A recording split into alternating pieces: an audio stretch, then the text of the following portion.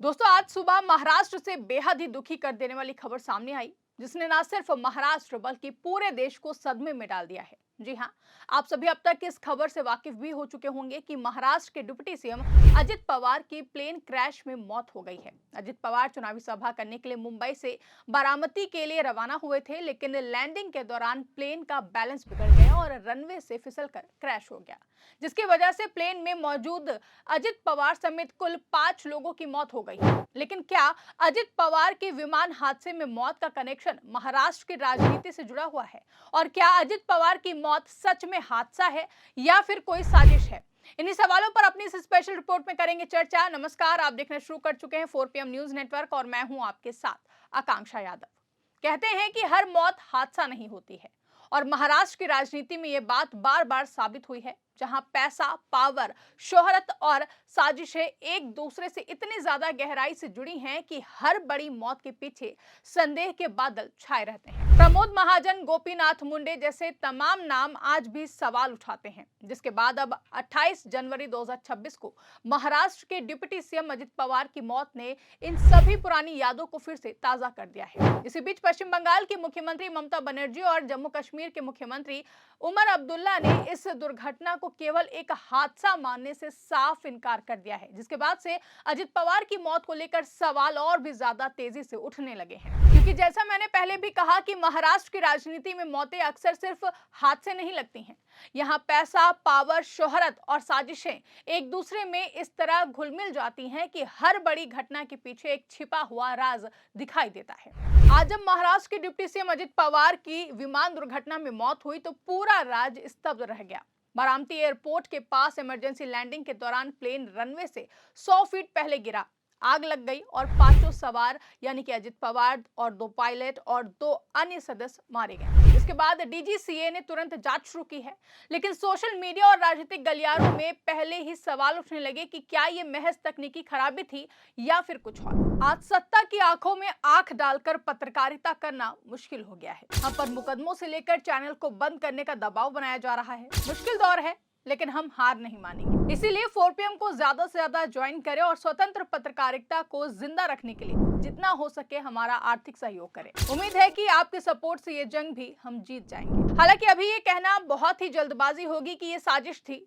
सच जांच पूरी होने के बाद ही सामने आएगा, लेकिन इतिहास गवाह है दोस्तों कि महाराष्ट्र और भारत की राष्ट्रीय राजनीति में कई ऐसी मौतें हुई हैं जिन्हें हादसा कहकर टाल दिया गया, पर सवाल आज भी जिंदा है। उदाहरण के तौर पर प्रमोद महाजन, गोपीनाथ मुंडे, माधवराज सिंधिया और YS राजशेखर रेड्डी, ये नाम सिर्फ आंकड़े नहीं बल्कि राजनीतिक सत्ता के खेल के शिकार लगते हैं, और अब अजित पवार की मौत इन घटनाओं की लिस्ट में जुड़ती हुई देखी जा रही है।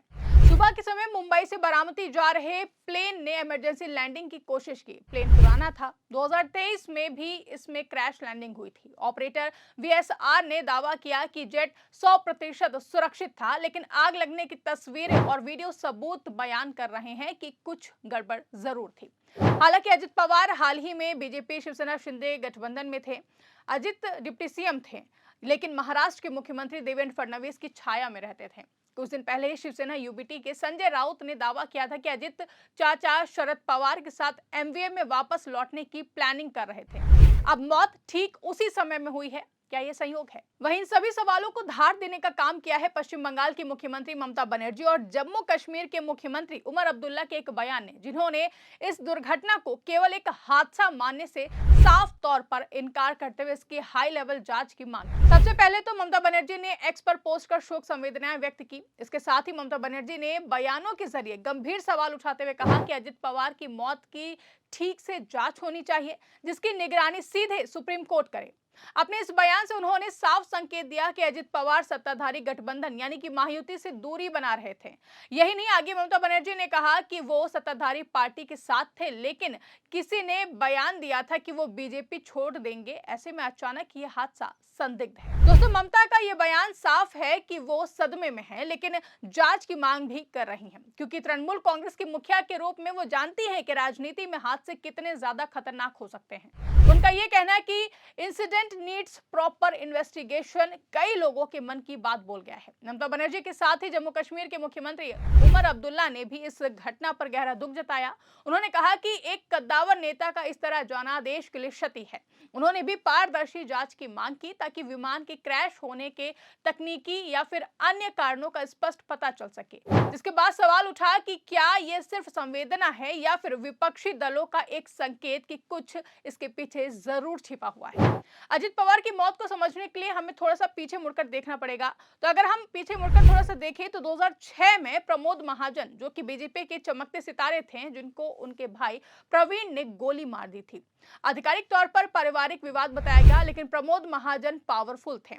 टेलीकॉम घोटाले, पावर गेम्स और उनके दुश्मन भी बहुत थे।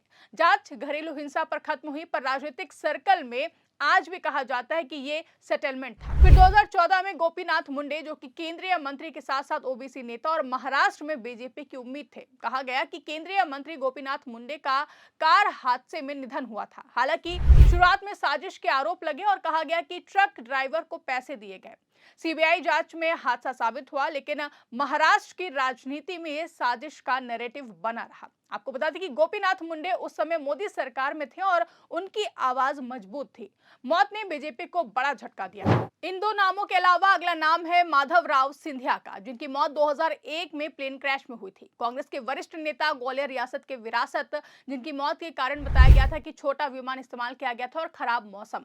लेकिन कई सवाल आज भी ऐसे हैं जिनके जवाब अभी तक नहीं मिले हैं, जैसे कि क्यों इतना छोटा प्लेन इस्तेमाल किया गया, सुरक्षा में चूक क्यों हुई। कोरा और मीडिया में आज भी कॉन्स्पिरेसी थ्योरी घूमती रहती है कि ये राजनीतिक दुश्मनी का नतीजा था। वहीं तेलंगाना, जो कि अब आंध्र प्रदेश के नाम से जाना जाता है, उसके पूर्व सीएम वाईएस राजशेखर रेड्डी का निधन 2009 में हेलीकॉप्टर क्रैश में हुआ था, जो कि नक्सल क्षेत्र में जाकर गिरा और फिर बॉडी मिलने में काफी ज्यादा समय लगा। इसके बाद कॉन्स्पिरेसी थ्योरीज की बाढ़ आ गई। रिलायंस का नाम लिया गया, अंबानी पर आरोप लगे जिन्हें खारिज किया गया, टीवी चैनलों पर रिपोर्ट्स आई और साथ ही साथ केस दर्ज हुआ और सीबीआई जांच की मांग भी की गई, लेकिन आधिकारिक रिपोर्ट्स के मुताबिक यह हादसा था। फिर भी वाईएस राजशेखर रेड्डी की मौत ने आंध्र प्रदेश की राजनीति बदल दी और उनके बेटे जगन ने अलग पार्टी बनाई। आज ये मौतें अलग अलग लगती हैं दोस्तों, लेकिन एक ही पैटर्न है सभी का, यानी कि हाई प्रोफाइल नेता, पावर स्ट्रगल, गठबंधन टूटने की अफवाहें और मौतों का समय ऐसा कि राजनीतिक फायदा किसी को मिले।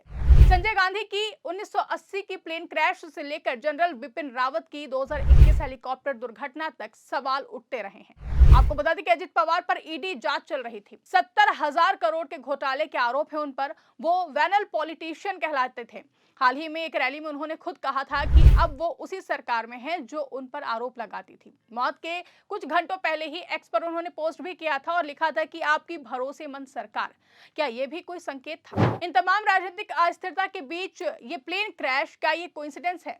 तो सोशल मीडिया पर कुछ लोग इसे जनरल बिपिन रावत से कंपेयर कर रहे हैं। महाराष्ट्र में पावर गेम्स तेज है और कौन किसके खिलाफ है, और अगर साजिश थी तो इसका फायदा किसे मिलेगा, ऐसे तमाम सवाल इस वक्त तेजी से गूंज रहे हैं। लेकिन हम फिर से दोहराते हैं कि अभी ये कहना बहुत ही ज्यादा जल्दबाजी है। पूरा सच जांच के बाद ही सामने आएगा, क्योंकि जो जानकारी अभी तक निकलकर सामने आ रही है उसके मुताबिक प्लेन पुराना था, मौसम खराब हो सकता था और तकनीकी फेलियर संभव है।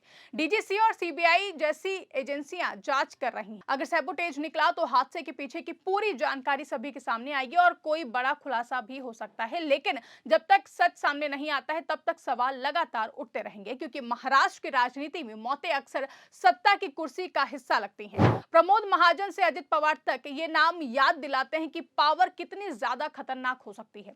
ऐसे में पश्चिम बंगाल की मुख्यमंत्री ममता बनर्जी का जांच की मांग करना सही है। देश को पारदर्शी जांच चाहिए। अभी बहुत जल्दी है फैसला करने की, हादसा हो या फिर साजिश, सच सामने आएगा। लेकिन राजनीतिक इतिहास हमें सिखाता है और बताता है कि हर मौत हादसा नहीं होती है। फिलहाल जांच पूरी होने तक इंतजार करें, क्योंकि राजनीति में संदेह ही सबसे बड़ा हथियार है और सच ही सबसे बड़ा न्याय होता है। फिलहाल के लिए इस खबर में बस इतना ही। इस पूरी खबर को लेकर के, इस पूरे मामले को लेकर आप क्या सोचते हैं, आपका क्या कुछ विचार है, कमेंट करके हमें जरूर बताइएगा। अगर वीडियो पसंद आई है तो वीडियो को ज्यादा से ज्यादा लाइक और शेयर करना ना भूलें। चैनल पर नए हैं तो चैनल को सब्सक्राइब जरूर कर लें और देखते रहिए 4PM न्यूज नेटवर्क। धन्यवाद।